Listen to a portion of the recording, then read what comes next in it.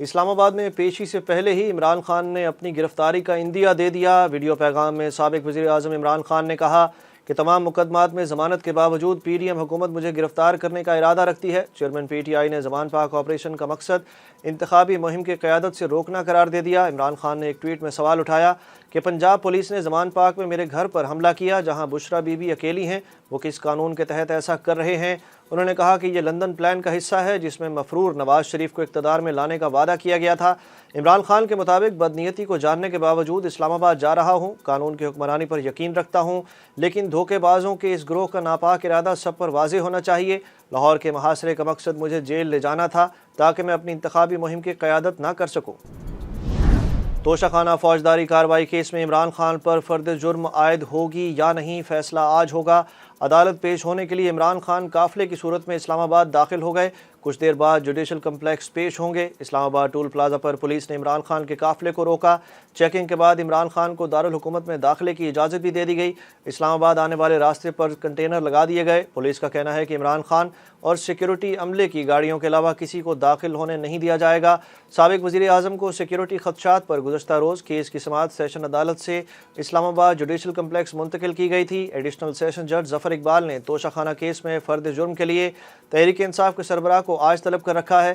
Judicial complex کے باہر security کے انتہائی سخت انتظامات۔ اسلام آباد اور راولپنڈی میں دفعہ 144 نافذ۔ اسلام آباد کے تمام ہسپتالوں میں ایمرجنسی بھی نافذ کر دی گئی۔ عمران خان کے پیشی پر جانے کے کچھ دیر بعد ہی زمان پاک میں پولیس آپریشن۔ پولیس گیٹ توڑ کر عمران خان کے گھر میں داخل ہو گئی۔ پولیس نے سابق وزیر اعظم کی لاہور رہائش گاہ کا کنٹرول سنبھال لیا۔ آپریشن کے دوران کارکنوں کے پتھراؤ سے 2 پولیس اہلکار زخمی ہو گئے۔ کئی کارکن بھی حراست میں لے لیے گئے۔ اسلحہ بھی برآمد۔ اینٹی انکروچمنٹ کی ٹیم نے کرین کے ذریعے عمران خان کے گھر کا دروازہ اور دیوار توڑی۔ رہائش گاہ کے باہر موجود مورچوں اور تجاوزات کو بھی ہٹا دیا گیا۔ پولیس قیدی وین اور واٹر کینن بھی موقع پر موجود۔ پولیس کی جانب سے اسپیکر کے ذریعے دفعہ 144 کا اعلان، کارکنوں سے منتشر ہونے کی اپیل۔ وزیر اطلاعات پنجاب عامر میر نے کہا کہ زمان پاک آپریشن اچانک نہیں بلکہ آئی جی پنجاب نے کل عدالت میں اس بارے آگاہ کیا تھا۔ عمران خان کی رہائش گاہ کے باہر سے رکاوٹیں ہٹا دی گئی ہیں۔ اگر ضمانت پارک میں صرف ایک خاتون موجود ہے تو پولیس پر اندر سے گولیاں اور پیٹرول بم کون برسا رہا ہے؟ مریم نواز کا ٹویٹ۔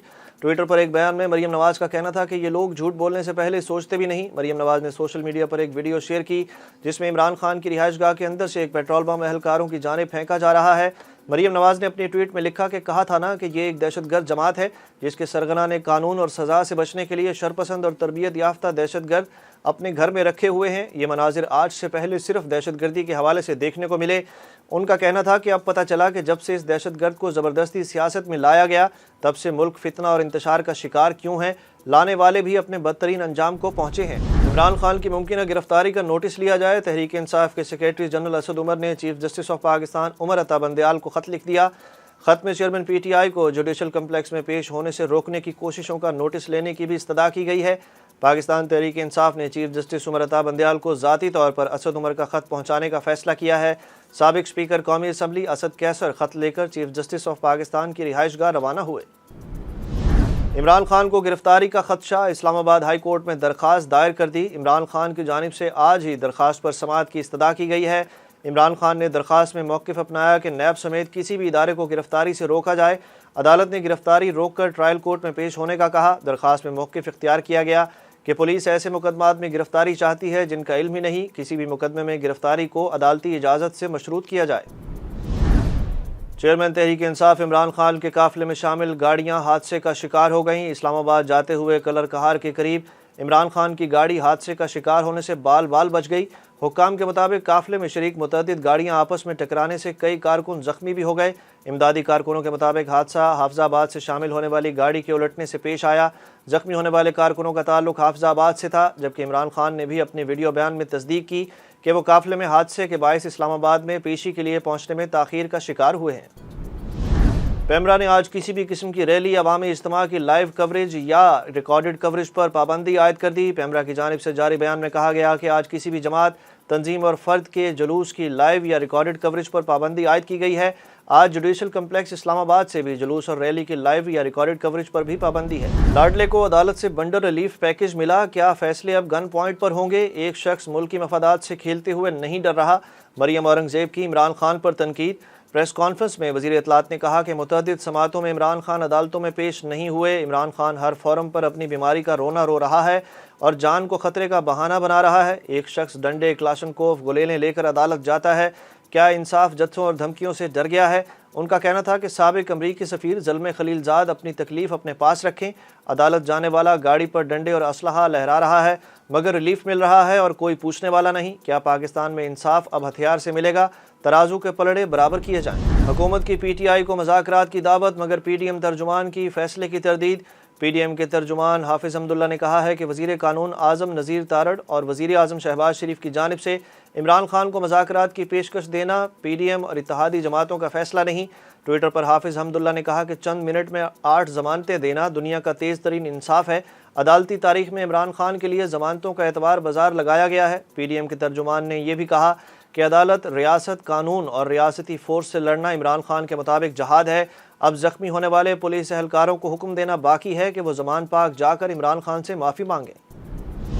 आशियाना इकबाल हाउसिंग सोसाइटी रेफरेंस में अहम पेशरफ्त। नैब के मजीद 5 अहम गवाहों ने वज़ीर आज़म शहबाज शरीफ को क्लीन चिट दे दी। एहतसाब अदालत ने नैब की जानिब से पेश करदा गवाहों के बयानात कलम बंद कर लिए। नैब गवाहान का कहना था कि इस प्रोजेक्ट में कोई गैर कानूनी काम नहीं हुआ। कानून के मुताबिक बिड ओपन हुई, प्रोजेक्ट साइन हुआ, प्रोजेक्ट फाइनेंशियल कमेटी के जरिए फाइनेंस हुआ, प्रोजेक्ट के तमाम कागजात कानून के मुताबिक डिज़ाइन हुए। अदालत ने वकला को गवाहों के बयानात पर जिरह के लिए तलब करते हुए केस की मजीद समाअत 25 मार्च तक मुलतवी कर दी। साबिक वज़ीर आला पंजाब परवेज़ इलाही के ख़ानदान के मुतअद्दिद अफराद की जायदाद और बैंक अकाउंट्स मुंजमद कर दिए गए। परवेज़ इलाही के ख़ानदान के अरकान के खिलाफ मनी लॉन्ड्रिंग केस की समाअत हुई। एडिशनल सेशन जज लाहौर ने तहरीक इंसाफ के रहनुमा परवेज़ इलाही के ख़ानदान के मुतअद्दिद अफराद की प्रॉपर्टीज़ और बैंक अकाउंट्स मुंजमद कर दिए। अदालत ने चौधरी बरादरान के फ्रंटमैन कैसर इकबाल भट्टी और आबिद अहमद भट्टी के बैंक अकाउंट्स जबकि शरीक मुलज़मान की तकरीबन 10 अरब रुपए मालियत की अराज़ी मुंजमद करने का हुक्म दिया है।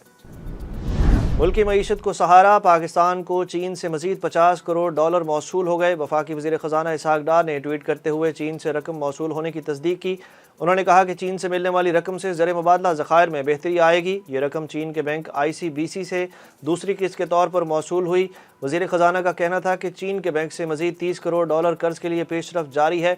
चीनी बैंक ICBC से मजमूई तौर पर पाकिस्तान को 1 अरब 30 करोड़ डॉलर कर्ज मिलना है। PSL का किंग कौन होगा? फैसला आज होगा। फाइनल में गुज़श्ता साल की फाइनलिस्ट लाहौर कलंदर्स और मुल्तान सुल्तान्स का टाकरा होगा। लाहौर कलंदर्स टाइटल का दिफा कर सकेंगे या मुल्तान सुल्तान्स दूसरी बार ट्रॉफी अपने नाम करेंगे। दोनों टीमें आज शाम 7 बजे लाहौर के गजाफी स्टेडियम में आमने सामने होंगी। PSL में लाहौर कलंदर्स और मुल्तान सुल्तान्स के दरमियान खेले गए बाहमी मैचों में कलंदर्स को बरतरी हासिल है।